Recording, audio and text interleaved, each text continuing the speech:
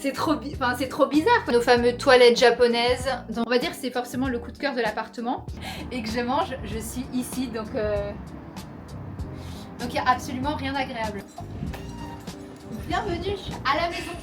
Hello tout le monde et bienvenue dans une nouvelle vidéo dans un format un peu spécial puisqu'aujourd'hui je vais pas vous emmener découvrir un quartier ou d'autres endroits on va dire du Japon, mais vous avez été nombreux à me demander un appart tour de notre logement à Tokyo, donc ça va être la vidéo du jour tout simplement. Je vous montrerai aussi ce qui est différent on va dire entre la France et le Japon en termes justement d'appartements. Pour poser un peu le contexte, du coup, on est à Tokyo depuis 2 ans et demi et on a un appartement qui fait environ 40 mètres carrés en sachant qu'on a une terrasse aussi qui sera le clou du spectacle qui doit faire environ 20 mètres carrés je pense. Donc voilà, allez c'est parti. Bienvenue à la maison. Donc ici on est vraiment dans l'entrée principale, je vais vous mettre un peu ici pour qu'on voit un petit peu mieux. Donc tout simplement on a les toilettes et la salle de bain et dans les petites spécificités il y a... À chaque fois vous allez retrouver une différence entre le sol de l'entrée et le reste de la maison, tout simplement que les Japonais accordent une grande importance entre ce qui vient de dehors, donc ce qui est sale on va dire, et l'intérieur. Donc au Japon il n'y a jamais de chaussures à l'intérieur. D'ailleurs quand on en parle avec nos copains c'est un truc qui les dégoûte de... on va dire plus notre culture de pouvoir marcher avec ses chaussures à l'intérieur. Donc voilà, ici, que ce soit souvent, des fois dans même les ryokan ou quoi, on va toujours avoir cette distinction un petit peu, bah là c'est du lino on va dire. Lino, parquet, bref, c'est pas le but de la vidéo. Mais voilà, pour démarquer un petit peu ces deux environnements-là. Ensuite, bien sûr, dans les toilettes, on a nos fameuses toilettes japonaises, donc avec le petit bidet et tout ce qui s'ensuit. Dans la salle de bain, quand on reçoit des invités ou de la famille, c'est la première chose, je dirais, qui surprend. C'est qu'en fait, ici, derrière moi, ça va être une salle de douche. Vraiment, ça se configure comme ça. Donc, vous avez une baignoire ici. Et ici, en fait, c'est tout simplement l'équivalent d'une douche. Donc, vous fermez ça et vous vous lavez soit dans la baignoire, soit dans la douche. Hyper fonctionnel. Et le petit plus qu'il y a dans, justement, beaucoup de salles de bain japonaises, ça va être ceci. Donc les configurations, ça va être par exemple pour sécher votre linge, vous pouvez faire en sorte que la pièce devienne hyper chaude et du coup pouvoir sécher votre linge tout simplement. Le reste on est vraiment sur une salle de bain classique. Ici machine à laver. Pareil, ça c'était une très grosse surprise parce que machine à laver au Japon, en fait il y en a très peu qui ont l'eau chaude qui est intégrée dans la machine. Donc on ne le savait pas quand on a acheté notre machine à laver qui est classique. Et en fait elle ne lave qu'à l'eau froide. Donc on pense que c'est top parce que en France, moi quand je lavais mon linge à l'eau froide, ça veut dire qu'il restait on va dire de bonne qualité. Mais je trouve quand même que le linge se lave pas très bien. Et ensuite on arrive dans la pièce principale, donc on n'a pas de porte. On va toujours avoir ces portes coulissantes plutôt. Je trouve ça bien parce que ça permet du coup de gagner de la place. Voilà, donc première partie de la pièce de vie, ça va être la cuisine. La cuisine honnêtement elle est assez grande, je trouve qu'elle est fonctionnelle donc c'est top. Et à nouveau dans les petites particularités du Japon, c'est qu'on va pas avoir un emplacement pour le four, en tout cas pour un gros four comme on a l'habitude en France. Par contre ici on va retrouver on va dire un mini four qui se configure comme ça. Et en réalité c'est beaucoup plus pour de la petite cuisine. De la petite cuisine type pour le poisson, je sais qu'il y en a des fois qui font une pizza ou quoi là-dedans. Honnêtement moi je l'utilise jamais parce que vu qu'on est deux, je sais pas, je trouve que du coup ça va pas, c'est pas assez gros, enfin on n'a pas l'habitude de cuisiner comme ça. Sinon ici on a encore beaucoup de plaques comme ça. J'ai plus le nom là tout de suite. Et voilà quoi, sinon le reste c'est pratiquement la même chose, une hotte etc. Donc nous on a rajouté un petit four comme ceci. Pour deux ça fait l'affaire, mais bon forcément quand la famille s'agrandira, je pense qu'il faudra qu'on investisse dans un plus gros four. Ici dans nos petits appareils, bon on n'a pas trop de place, mais on a forcément notre petite Nespresso pour le café. Ici, je me suis mis au matcha et ça, c'est trop bien. C'est pour faire chauffer le lait justement, donc pour faire des lattés. Et bon, ça, je vous avoue que je m'en sers jamais. C'est à Max. C'est pour faire cuire ses œufs. Pour cuire ses œufs à la vapeur. Sinon, on fait partie de la team justement de tout ce qui est magnette de tous les endroits qu'on a fait. Même si on a beaucoup qui sont restés chez mes parents parce que le frigo n'est pas immense. Mais ça permet de se rappeler trop de souvenirs, donc moi j'adore, je fais partie de cette team là. Qu'on bouge beaucoup moins, ça permet quand même de se souvenir un peu de tous les endroits quand même qu'on a pu faire. Et d'avoir un petit peu de gratitude sur tout ce qu'on a fait plutôt que de regarder ce qu'on n'a pas fait. Mais sinon voilà, on va dire que franchement la cuisine est plutôt sympa. Là, notre pièce de vie, honnêtement, on est trop bien ici, on a de la chance parce que l'appartement est suffisamment spacieux pour deux. On a quand même de la luminosité, chose que, alors là c'est vraiment à titre personnel, je trouve qu'en faisant les recherches d'appartements, on avait des logements très très vieux. Et du coup avec très peu de luminosité. Ça je dirais que c'est un gros point. Alors je pense que c'est en train de changer parce que dans les nouveaux logements qu'on voit au Japon, il y a de plus en plus de grandes fenêtres, etc. Mais de base, je sais pas si c'est plus une question d'intimité, parce qu'il y a pas mal de vis-à-vis, etc. Mais il y a vraiment des toutes petites fenêtres ici. Alors après, nos copains japonais nous disent que c'est parce que eux ils passent peu de temps en fait à l'intérieur et encore moins à recevoir des gens.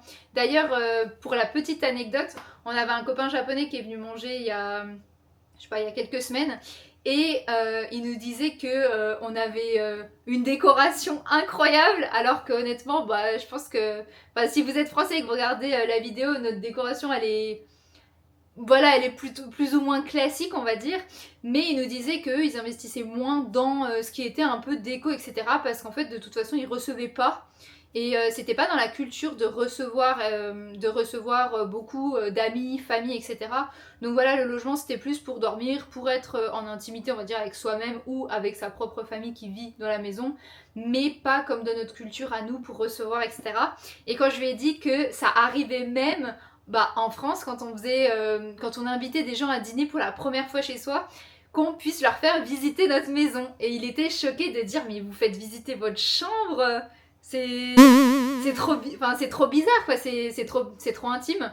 Donc voilà pour la petite anecdote. Et aussi vous allez peut-être reconnaître du coup le canapé qui est un bon canapé Ikea, parce qu'encore une fois comme je vous le disais, je trouve que ici il y a moins de magasins de déco. Alors on va retrouver Ikea, Nitori, je dirais qu'il y a un peu l'équivalent d'Ikea version japonaise, mais je trouve qu'il y a beaucoup moins de décoration du quotidien comme on peut retrouver en France, je sais pas moi, des maisons du monde, etc. Soit on va être vraiment sur Nitori, Ikea, enfin on va dire un peu des chaînes, soit après on monte tout de suite en gamme. Après on a du beau concept, des choses comme ça, mais je trouve on part très vite, on va dire, dans quelque chose d'un peu plus niche.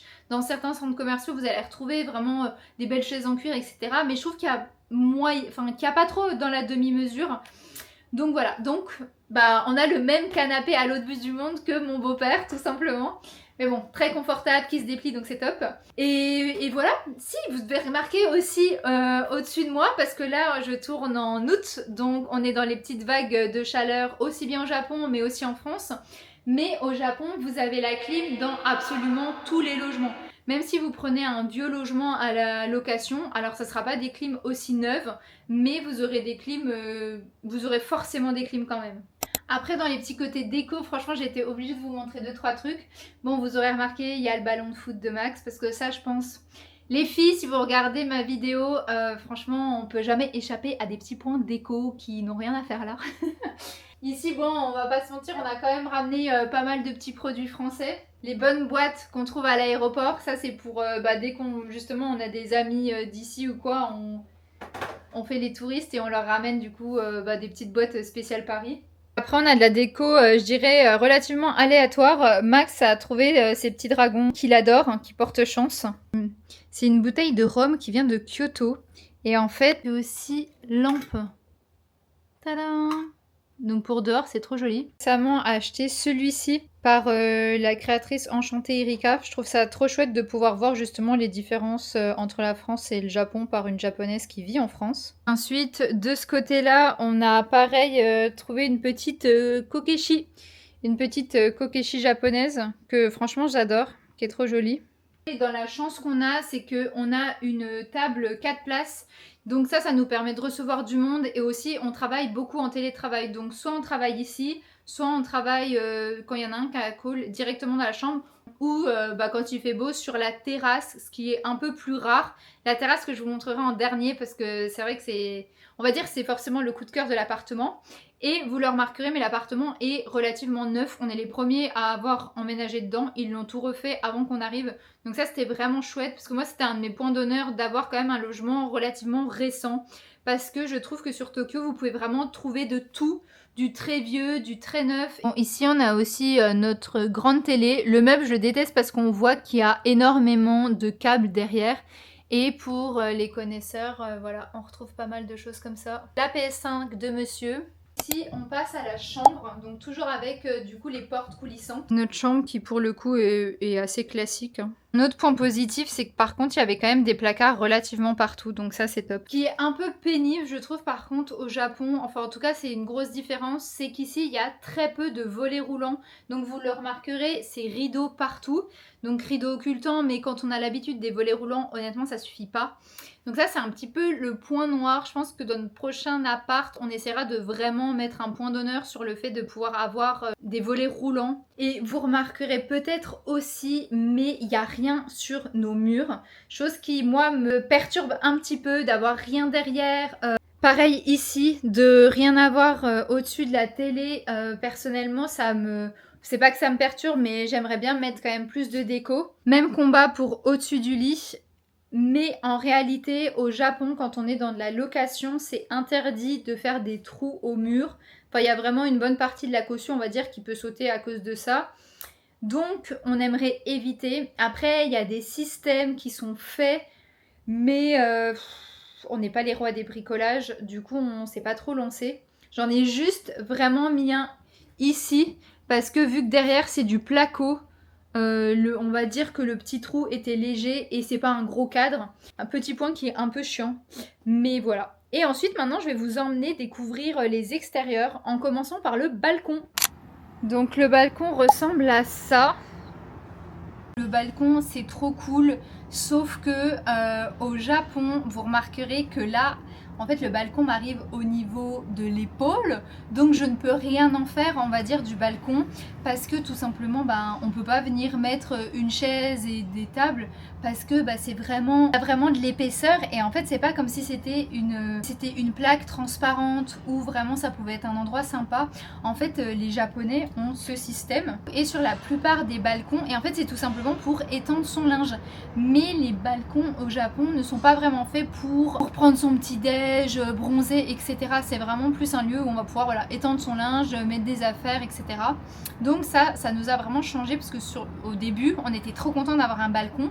Et en fait, quand on a vu la taille, mais vous imaginez là, en gros, voilà, si je m'assieds et que je mange, je suis ici, donc il n'y a absolument rien d'agréable. Donc même si on est dans un appartement moderne, je trouve qu'il y a quand même pas mal de petites spécificités un peu japonaises.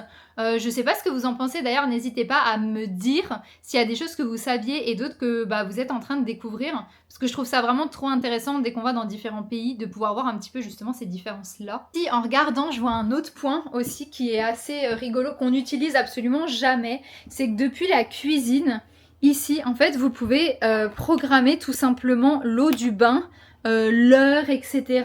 Je crois, même en plus. Comme ça, vous pouvez en fait commencer à faire couler le bain avant même, en préparant à manger tout simplement. Donc ça, je trouve que c'est rigolo parce que les Japonais prennent encore beaucoup de bains, chose que nous, on ne fait absolument jamais. Et le clou du spectacle, du coup, notre terrasse, qui a été vraiment notre coup de cœur, qui est comme ceci. Donc voilà la terrasse, là j'ai sorti le micro parce qu'il y a quelques travaux à côté de chez nous. Mais voilà, la terrasse honnêtement c'est très rare je pense, en tout cas dans tout ce qu'on avait vu. Et même chez nos copains etc. de pouvoir avoir une terrasse encore plus aussi grande. En plus on n'a quasiment pas de vis-à-vis, ce qui est vraiment génial. Après sans vous mentir, je trouve qu'on n'en profite pas tant que ça. En fait on va en profiter je dirais de octobre-novembre, après forcément il fait quand même froid et le problème c'est que l'été, je pense que vous êtes au courant des chaleurs au Japon, il fait vraiment trop chaud. Et le gros point négatif c'est comme vous le voyez, comme vous le voyez un peu, en fait il y a quand même pas mal de vent surtout là où on est. Et ce qui fait qu'on ne peut pas trop l'aménager. Si vous avez vu à l'intérieur, j'ai un faux arbre, on va dire, qui de base était destiné à aller à l'extérieur, mais qui s'envole beaucoup trop. Des petits coussins blancs, il y en a un qui a réussi à s'envoler alors que vous voyez que c'est tout grillagé. Et on l'a retrouvé quand même 2 rues plus loin. Donc voilà, c'est pas évident. Sinon, il aurait fallu qu'on mette une sorte de petite tonnelle, surtout au niveau de la table qui est quand même pas mal ensoleillée. Mais sinon, le soir, on en profite. Et quand on reçoit des copains, c'est vrai que l'ambiance est vraiment cool. On n'oublie pas la petite barre de traction pour notre Maxito, qui avant quand même, on avait acheté un full équipement pour faire son home gym à l'extérieur. Sauf qu'encore une fois, que ce soit l'été, l'hiver, etc., dès qu'il pleut ou avec un peu les intempéries, en fait, c'est des équipements qui finissent par rouiller si vraiment on ne peut pas les mettre à l'intérieur. Donc voilà, on a dû tout revendre et Max a dû dire adieu à son home gym. Bon, là, je vous ai montré la terrasse, mais honnêtement, rien ne vaut que quand le soleil commence à tomber. Donc on se retrouve tout de suite avec un joli coucher de soleil. Je l'espère.